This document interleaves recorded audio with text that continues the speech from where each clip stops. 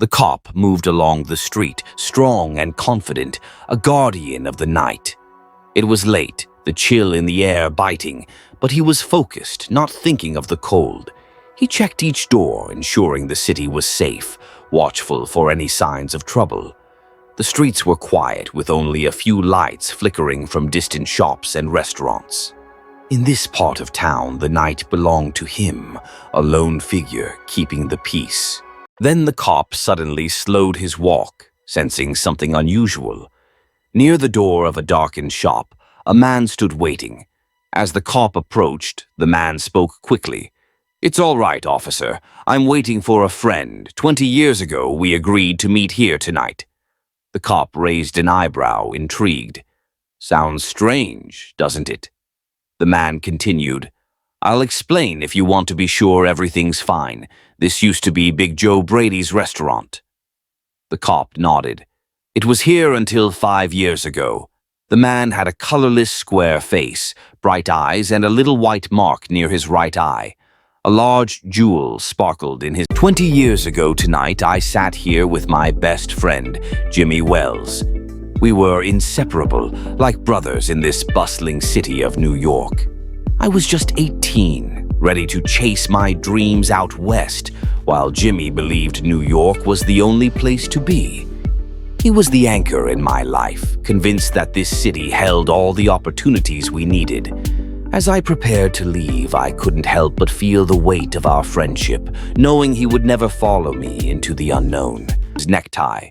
We agreed that night we'd meet here again in 20 years. Thought we'd know what kind of men we'd become. A long time between meetings, don't you think? Have you heard from your friends since you went west? No, not a word. But I still remember that promise we made. Life took us in different directions. But I wonder if he's kept his end of the deal. Maybe it's not just about the years, but what we've done with them. Here we are, 2 grown men, still searching for answers. The waiting man pulled out a fine watch, its surface glimmering with tiny jewels. 3 minutes before 10, he said, glancing at the time. It was 10 that night when we said goodbye at the restaurant door. The cop raised an eyebrow, intrigued. "You were successful in the West, weren't you?" With a proud smile, he replied, "I surely was. I hope Jimmy has done half as well. He was a slow mover. I've had to fight for my success. In New York, a man doesn't change much. In the West, you learn to fight for what you get." The cop took a step or two closer, sensing the weight of the man's words. "I'll go on my way," he said, glancing at the darkening sky. "I hope your friend comes all right. If he isn't here at 10, are you going to leave?" "I am not," the other replied, determination in his voice. "I'll wait half an hour at least. If Jimmy is alive on Earth, he'll be here by that time. Good night, officer." The cop nodded, walking away, trying doors as he went, leaving the man alone in the cold rain. The wind picked up and the few souls on the street hurried past, seeking warmth. But at the shop door stood the man who had traveled 1,000 miles, waiting for a friend. Such a meeting was uncertain, yet he held on to hope. About 20 minutes he waited, glancing around nervously. Then a tall man in a long coat hurried across the street, heading straight for him. "Is that you, Bob?" he asked, uncertainty in his voice. "Is that you, Jimmy Wells?" Bob exclaimed, his heart racing. The 2 men clasped hands tightly, emotions flooding back. "It's Bob, it surely is. I knew I'd find you here if you were alive." 20 years is a long time and the old restaurant is gone. "I wish it were here for one more dinner together. Has the West been good to you?" I was walking down the street, reminiscing about old times.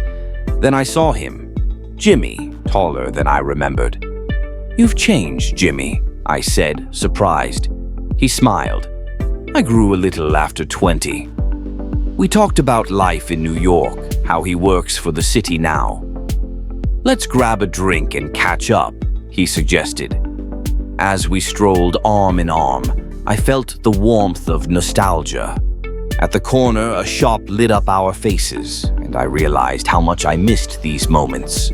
At the corner stood a shop bright with electric lights illuminating the night. As they approached, their eyes locked, each searching for recognition. The man from the west halted, pulling his arm away. "You're not Jimmy Wells," he declared. 20 years can't change a man's nose that much."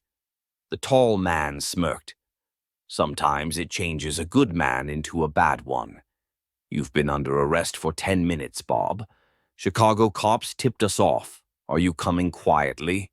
He paused, then added, "But first, here's something for you. Read it at the window. It's from a cop named Wells." Bob opened the note, his hand trembling as he read, "Bob, I was on time.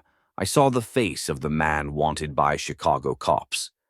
I didn't want to arrest you myself, so I sent another cop. Jimmy."